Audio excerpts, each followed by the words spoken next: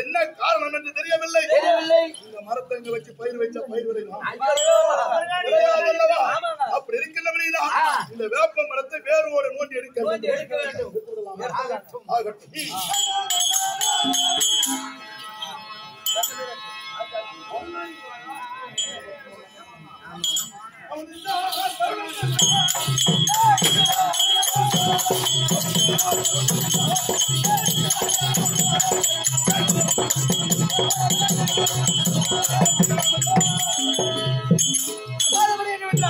இந்த கல்வி காட்டிலே இந்த வேப்ப மரத்தை கல்வி காத்தான் கண்டவுடனே இதை வேரோடு நோண்ட வேண்டும் என்று அவர் நினைத்திருக்க அது தருணத்தில் இந்த மரத்தினை அமர்ந்திருக்கக்கூடிய முக்க மகமாரி அம்மன் தற்பார்